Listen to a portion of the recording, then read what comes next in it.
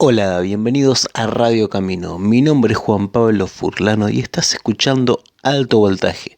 Como siempre me acompaña mi amigo Daniel. ¿Cómo estás? ¿Todo bien, Dani? Hola, muy buenas noches. ¿Cómo te va, Juanpi? Hola, ¿qué tal? ¿Cómo le va a todos los seguidores de Alto Voltaje? Hoy les voy a contar sobre una banda nacional. ¿Qué les parece? A mí me parece una grandísima idea. Años de cambios profundos, los que siguieron a la Guerra de Malvinas, promovieron el afianzamiento del mercado rockero en la Argentina. En medio de algunas contradicciones, grupos como Soda Stereo, Virus, Sumo y Los Redonditos de Ricota marcaron el crecimiento del género que fue poblado por numerosas bandas dispuestas a hacer su debut discográfico. Años de maduración en pleno fin del siglo. En ese momento, muchas bandas daban vueltas por los escenarios de la Argentina.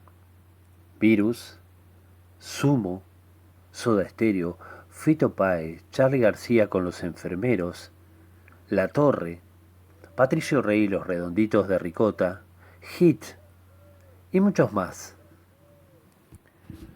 La música de los años 80 estaba destinada a recobrar el espíritu de baile y a fortificar los ánimos tras un periodo singularmente sombrío. Burbujeante, seductora para el oído, arraigada en la sencillez del pop, es la expresión más acabada de una generación, o al menos de parte de ella, que pretende desembarazarse de los debates ideológicos promovidos en la década del 70 y va en busca de la diversión.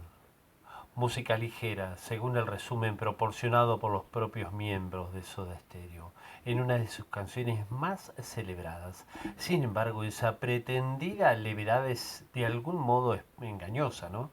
Aunque constituye el síntoma de una sociedad que tras su democratización comienza a dar muestras de distensión. La obra artística del grupo, comandado por Gustavo Cerati, va incorporando imágenes concebidas con un sugestivo sentido plástico y su tejido musical, en principio una prolongación de la denominada New Wave, empieza a recibir las influencias siempre enriquecedoras del reggae jamaiquino y de la música funk.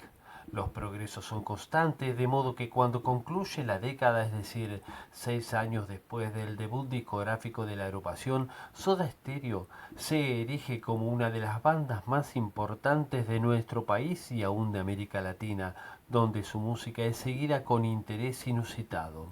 Se comprenden las razones de semejante éxito, cuando el trío ingresa en escena en 1984 con su álbum Soda Stereo. Los jóvenes de las clases medias altas argentinos andan en procura de un sonido nuevo, de espaldas a los grupos tradicionales del rock producido en nuestro país. O mejor, ya lo han encontrado en la obra vigorosa de Fito Páez o en la siempre remozada creación de Charly García. Sí, señores, Carlos Alberto García Moreno. Pero no es suficiente. Los temas del compositor rosarino encierran por ahora una visión amarga y un escepticismo con acentos críticos que están lejos de colmar las necesidades de ese auditorio. El exmiembro de Serú Girán, por su parte, se preserva al margen de las corrientes de modas del mismo modo en que lo hace ese clásico que es Luis Alberto Spinetta. Me encanta siempre escuchar estas historias de rock y cada vez como que te nutren más, ¿no? Eh, Recordá que si te gusta nuestro contenido, podés suscribirte a nuestro canal para recibir las notificaciones cada vez que emitimos un nuevo programa. Ahora sí, vamos con un poquito de música y enseguida volvemos con más Soda Stereo.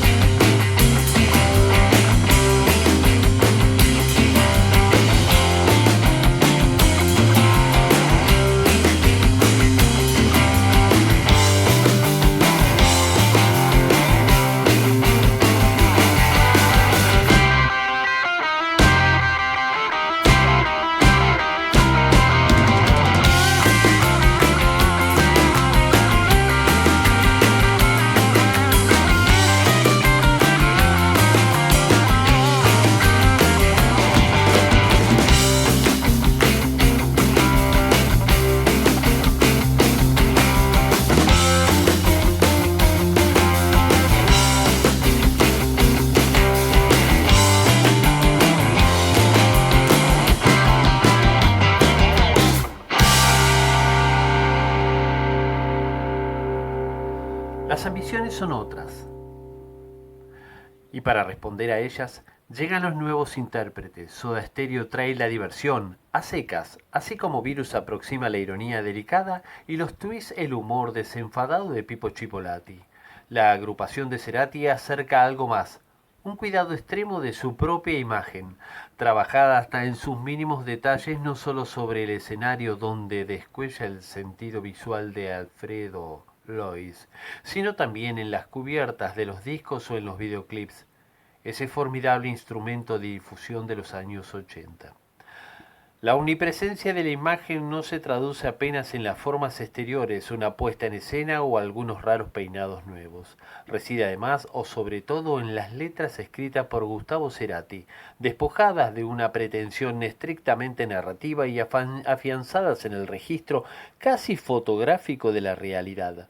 Los textos denuncian un fuerte individualismo y promueven los placeres físicos con trazo elegante y con un lenguaje insinuante. Igual que ahora, ¿no? ¿Verdad? Que elude asperezas en todo caso reservadas a agrupaciones rockeras más viscerales, tales como Sumo o los Redonditos de Ricotas. No es una elección azarosa, en verdad parece la consecuencia estética natural del paso de Cerati por la Universidad del Salvador, donde estudió publicidad junto a Zeta Bosio, el bajista del grupo, a quien conoció en 1979. En ese privilegiado ámbito académico nace Soda Stereo. De él extrae, aunque tamizadas por una oportuna rebeldía, les decía, en una rebeldía juvenil, una mirada estética y una herencia cultural que apartan al grupo de toda iracundía rockera. Con el conjunto de Police como referencia inmediata, Soda Stereo comienza a descubrir su voz más personal con la edición de Signos, su tercer registro discográfico. Posterior a Nada Personal, Cerati permanece fiel a los temas que vienen preocupándolo como letrista desde sus primeros trabajos, entre ellos las dificultades de comunicación en una sociedad crecientemente hostil. Pero sus observaciones se hacen más agudas, se fortalece su afán de interrogación, crece su instinto poético. Las consecuencias de esa maduración artística son inmediatas, un poco debido al robustecimiento de la producción rockera en el mercado y otro tanto gracias a los progresos nada desdeñables del trío.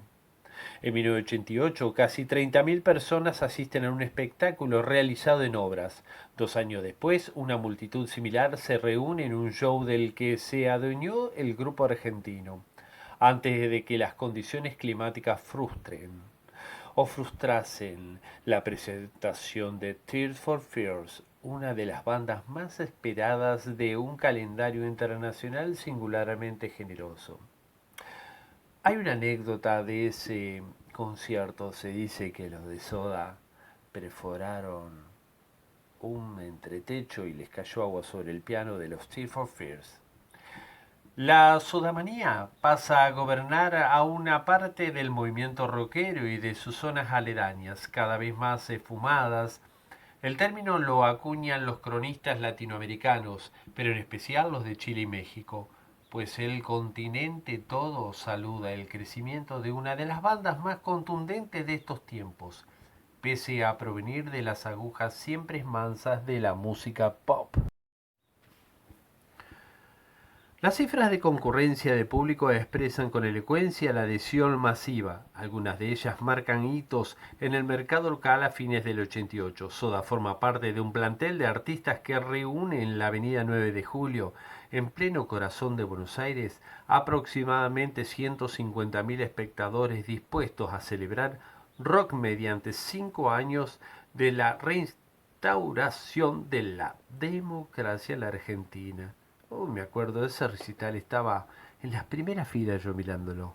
En diciembre de 1990, casi 40.000 personas acuden al estadio de Vélez Sarsfield. En junio del año siguiente, el trío convoca 46.000 fanáticos a lo largo de 14 shows en el Teatro Gran Rex. Cada espectáculo impecable en su realización escénica y fruto de un profesionalismo que hasta entonces no es frecuente en nuestro país. Sirve a modo de resumen de una trayectoria abundante en grandes éxitos. Cualquier lista será inevitablemente incompleta. Pero conviene retener títulos tales como Sobredosis de TV, Persiana Americana, Final Caja Negra de la Caja Negra, Ciudad de la Furia, En el Borde y Hombres al Agua. Cabeza visible del trío, Cerati se asocia en algún proyecto solista con Daniel Melero, junto a quien graba el álbum Colores Santos, imbuido de cierto sesgo experimental. Más tarde registra Amor Amarillo, su primer trabajo en solitario.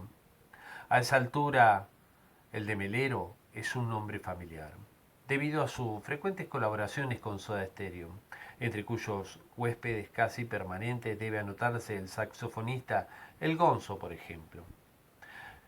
Luego sale Doble Vida, placa siguiente a la edición de Ruido Blanco. El grupo ingresa con paso firme en el terreno de la música funk, apoyado en la producción impecable de Carlos Salomar. Los álbumes Canción Animal y Dínamo contribuyen con el afianzamiento del grupo, sostenido por las austeras intervenciones en guitarras de Cerati, admirador en el territorio interpretativo de Jimmy Page y Richie Blackmore, entre otros. La firme base de bajo proporcionada por Sete y la ductibilidad en la batería de Charlie Alberti, hijo del jazzman Tito Alberti.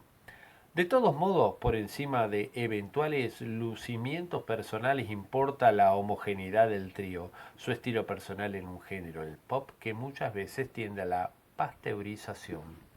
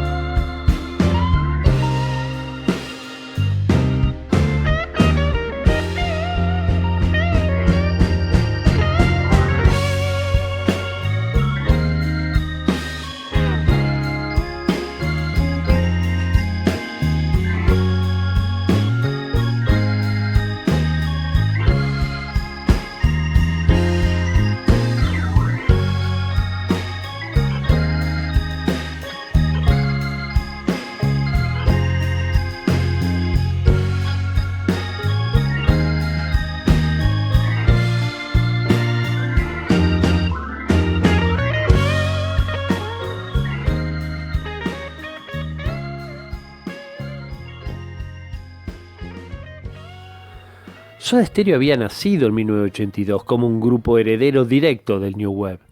Estaba impulsado por bandas como The Police y Television, y además también, aunque no lo mencionan mucho, como The Cure. Él era un gran fanático de The Cure. Y en sus comienzos combinaba esa energía del punk rock con las melodías del reggae y el ska, aunque su música se fue tornando cada vez más pop con el correr de los discos. No fue casualidad las primeras repercusiones obtenidas por Soda fueran en 1983, año en el cual Charly García incorporó ritmos bailables con sus discos Clicks modernos. Allá por el año 1980, Gustavo Cerati se presentó en un cabaret del Parque Centenario con un grupo en el cual cantaban dos chicas inglesas bautizado Sauvage. El repertorio incluía covers y canciones propias, más improvisadas que compuestas, generalmente bailables. Estudiante de publicidad en la Universidad del Salvador, que ya lo había mencionado, era compañero del bajista Zeta Bosio. Así que estuvieron zapando en un grupo que llamaba The Morgan, en el que también estaba Andrés Calamaros en teclados. Primero, Cerati se integró a The Morgan y luego formaron sucesivamente el grupo Stress junto a Charlie Amato y el baterista Pablo Guadalupe, y Proyecto Erecto junto a Andrés Calamaro, aunque no cubrieron sus expectativas de emprendimientos musicales. Por eso, a comienzos de 1982, Cerati y Bosio soñaban con armar un trío estilo The Police, pero le faltaba el baterista. Entonces Carlos Fisiccia llamó por el teléfono a María Laura Cerati para invitarla a salir. Atendió su hermano Gustavo. Entablaron una charla de compromiso y terminaron hablando del padre de Carlos, un famoso baterista de jazz, Tito Alberti, autor de grandes canciones del repertorio infantil. A la semana, Gustavo y Zeta visitaron la casa de Charlie para escucharlo tocar en la batería de su padre, en lo que fueron los comienzos de Soda Stereo. En realidad dijeron, bueno, este tiene sala. Después de examinar algunas ocurrencias, Aerosol, Sidecar, adoptaron el nombre de los estereotipos debido a una canción de The Specials que le apasionaba a los tres y que utilizaron unos meses. De esa primerísima época data un demo en donde grabó guitarras Richard Coleman, que fue integrante oficial de la banda durante muy poco tiempo en aquellos días de 1982, y las canciones de aquel disco de presentación eran ¿Por qué no puedo ser del Jet Set?, Dime Sebastián y Debo Soñar, de Ulises Butrón, el desaparecido Ulises Butrón, acompañados por Daniel Melero en teclados y Butrón en guitarra. Luego surgieron los nombres de Soda y Stereo, dando como resultado el famoso Soda Stereo como denominación definitiva de esta banda, que se quedó sin Coleman, ya que el mismo Richard reconoció que la banda sonaba mejor sin él. Así que así comenzó un periodo de constantes presentaciones que los condujeron al Bar Cero, lugar excluyente del under porteño, junto al Café Einstein.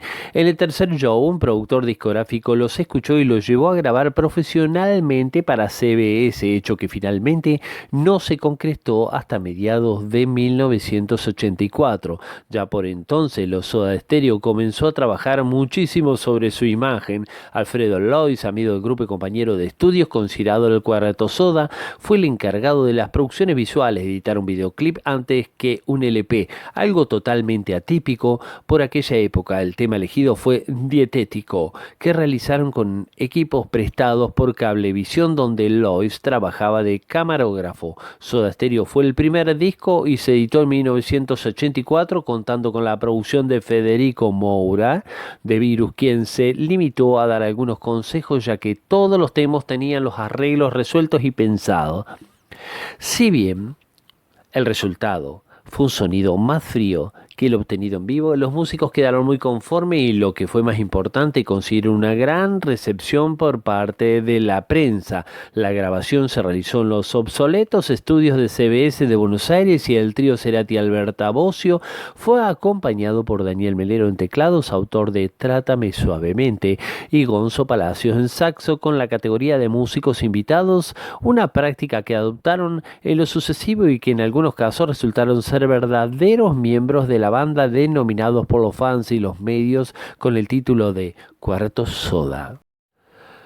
El 23 de abril de ese año batió récords de público en un recital de rock en Paraguay con su presentación en el Chat Club Mientras tanto, Signos fue disco de platino en Argentina, triple disco de platino en Perú y doble platino en Chile.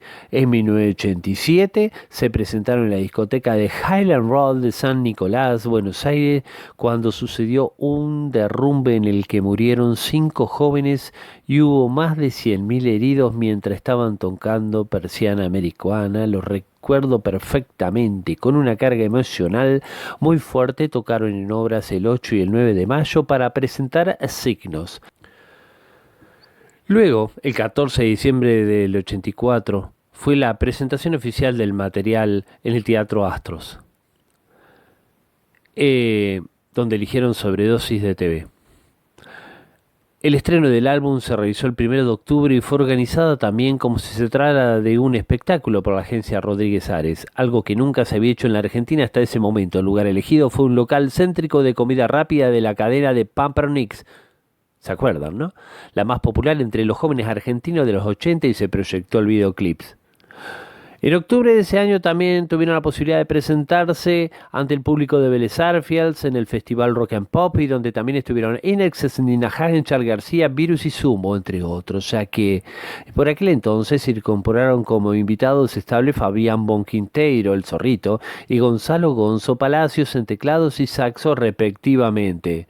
Luego salió el disco Nada Personal en 1985, en el 86 salieron de gira por Latinoamérica, en el 87 una segunda gira por el continente, donde hubo 22 presentaciones en 7 países y 17 ciudades diferentes ante aproximadamente un total de 200.000 espectadores. En el 86 sacaron Cuando pase el temblor, con ese gran video bajo la dirección de Alfredo Lois en las ruinas del Pucará de Tilcara en Jujuy. Este video le sirvió para, completó la filmación de la presentación en el Estadio Obras, que fue denominado como finalista del 12º World Festival of Video and TV de Acapulco unos años después. En el 86 también sacaron Signos, fue el primer disco del rock nacional en editarse en formato de compact disc. Fue fabricado en Holanda y distribuido en toda Latinoamérica, aunque recién salió a la venta en el 88. Luego hicieron las primeras presentaciones en Ecuador, en Uruguay. Bueno, fue larguísima, ¿no? En el 28 del Festival Internacional de la Canción de Viña del Mar ganaron el premio Antorcha de Plata. Fue transmitido por televisión a muchos países latinoamericanos. Se expandió la fama de la banda a todo el continente, que no tardó en transformarse en una masiva adhesión incondicional que dio en llamarse Soda Manía.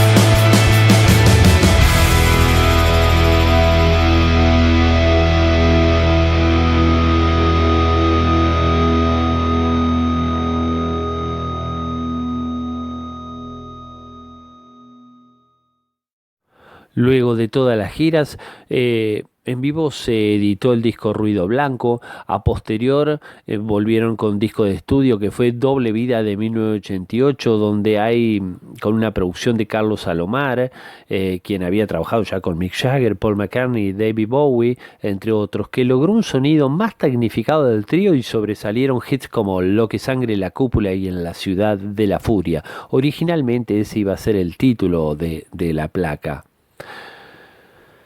Fue tal el éxito continental de Soda Stereo que la cadena europea de MTV News le prestó mucha atención a lo que estaba sucediendo en América Latina con el rock en español, dedicándole un programa especial al grupo, hecho sin antecedentes para un grupo de rock de habla no inglesa.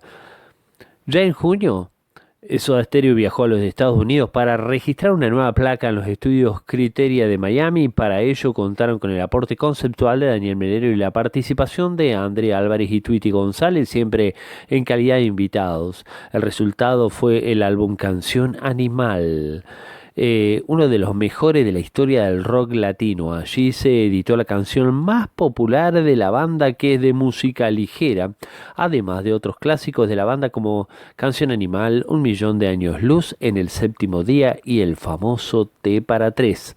Aquel álbum significó para la banda el acceso al público español, que se plasmó en mayo del 92 con presentaciones en ciudades como Madrid, Oviedo, Sevilla, Valencia y Barcelona. El 14 de diciembre del 91, con 250.000 personas en la 9 de julio, en el show gratuito Mi Buenos Aires Querido, que es uno de los eventos máximos registrados para una sola presentación. Ese año también habían batido el récord de 14 funciones agotadas en muchos teatros, como por ejemplo el Gran Rex. Fueron protagonistas también de hecho inédito en la Argentina, en la transmisión de TV en estéreo, con la presentación de Dínamo en 1992, que los tres músicos más Tweety González y Flavio Echeto tocaron casi todo el álbum en el programa Fax de Nicolás Repeto por Canal 13, con una puesta de luz y un sonido impecables. En diciembre llegaron los 8 shows en el Estadio Obras, también destacado por la puesta en escena. Dínamo no vendió como se esperaba porque en aquellos días el grupo cambio de compañía discográfica. Sony no tenía intenciones de apoyar un grupo que emigraba y BMG no podía incentivar un producto de otra empresa. Así que por el año 94 fue el peor año de Soda Stereo. Tomaron distancia, evaluaron la posibilidad de separarse y definitivamente Cerati ya había encarado proyectos solistas como Colores Santos con Daniel Melero y Amor Amarillo. Discaso ese. Z se dedicó a la producción de otras bandas como Peligrosos Gorriones y Aguirre, y Charlie desapareció de la música para incorporarse al jet set de las revistas. Luego de 3 años de silencio discográfico, se editaron 2 recopilaciones, Zona de Promesas y 20 grandes éxitos, y el trío volvió con Sueño Estéreo de 1995.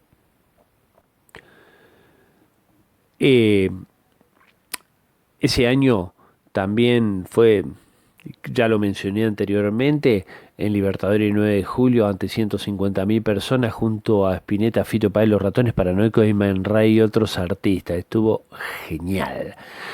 Fue por un festival por la democracia. En el 89 grabaron una nueva versión de Languis y una edición llamada Mundo de Quimeras, el maxi simple Languis del 89, y con versiones remixadas como En el Borde y Lo que sangra la cúpula. Luego de editado este disco, Soda realizó presentaciones en el Palace de Los Ángeles, convirtiéndose en la segunda banda de rock en español en presentar un espectáculo en Estados Unidos con entradas agotadas. Fue allá por el 8 de diciembre de 1989. 3 meses después que se había presentado Miguel Mateo, hiciera lo propio. A mediados del 96 fueron invitados por la cadena MTV para sus famosas sesiones Unplugged en Miami. Luego de rechazar la invitación varias veces, Soda Stereo logró que la cadena aceptara su propuesta de tocar con sus instrumentos eléctricos y enchufados, aunque reorquestando y modificando las versiones clásicas para hacerlas más lentas y musicalmente más complejas. Esa presentación fue registrada parcialmente en la placa Confort y Música para Volar de 1990, 86. De hecho, hay una manera completa en una nueva versión del álbum editado en el 2007. El álbum incluyó además 4 temas nuevos que habían quedado fuera de Sueño Estéreo y un track interactivo con historietas e imágenes en vivo. Y así que luego un largo silencio, y se me traba la longa. Te decía Juanpi, viste, me pongo efusivo hablando sobre todo de Soda Stereo y Cosas que pueden pasar. me empieza a andar, viste, hecho una locura, mis neuronas empiezan con toda esta información, pero les decía que hubo un largo silencio antes de la despedida final y Cerati participó en un álbum tributo a Queen. Finalmente Soda Stereo anunció su disolución a mediados del 97. Estuvo toda una gira latina bajo el nombre del último concierto A y B. Así que en 10 años de separación, varias fueron las oportunidades en las cuales se rumoreó un reencuentro. ¿Se acuerdan de esa famosa? Solo se concretó para fines del 2007 y la banda anunció 5 shows en River y luego una gira por las principales capitales de Latinoamérica. En el 97, en esa famosa gira, fue la famosa frase "gracias totales".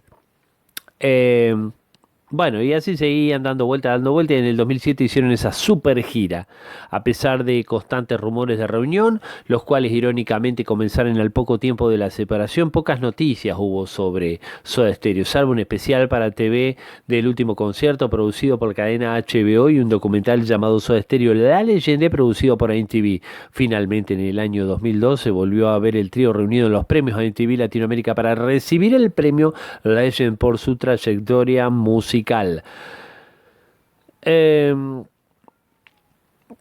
el 2003, Sony Music editaba el primer DVD de Soda Stereo que contenía mucho material inédito proporcionado por Gustavo Zeta y Charlie, además de personas muy allegadas a la banda. Estaba claro desde un principio que la producción fue por parte de Sony y la productora Cuatro Cabezas con Mario Pergolini al frente. En el 2004 salió Soda Stereo, una parte de la euforia, y siempre hubo mucho material. Es casi una locura la cantidad de material de Soda Stereo. Así que en el 2007, al cumplirse 10 años de su separación, la banda decidió reunirse por una vez con el fin de realizar una gran gira continental, y el 6 de junio del 2007 se conoció la noticia. El 9 se oficializó: Soda Stereo volvería a los escenarios mediante una única gira americana llamada Me Verás Volver. Frase emblemática del grupo tomada en la Ciudad de la Furia. La grilla de conciertos superó el 1.000.000 de entradas vendidas a través de 9 países de América, realizando 23 conciertos en solo 2 meses. Estuvo espectacular. Por supuesto, luego de los shows se editaron los CDs y DVD en vivo. La historia de Soda se fue opacando con el paso del tiempo, y en la madrugada del domingo 16 de mayo del 2010, Gustavo Cerati sufrió un ACV, y tras presentarse en un concierto en Caracas, Venezuela, cuya gira tuvo el mismo nombre que su último disco solista. El resto de la historia ya la conocemos. Bueno, gente que nos acompaña cada vez que sale nuestra programación de alto voltaje. Y Juanpi, espero que les haya gustado.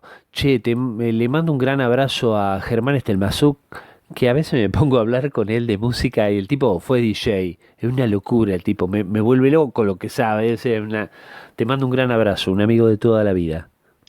Así es, le mandamos un gran abrazo y bueno, finalizamos acá el programa de hoy.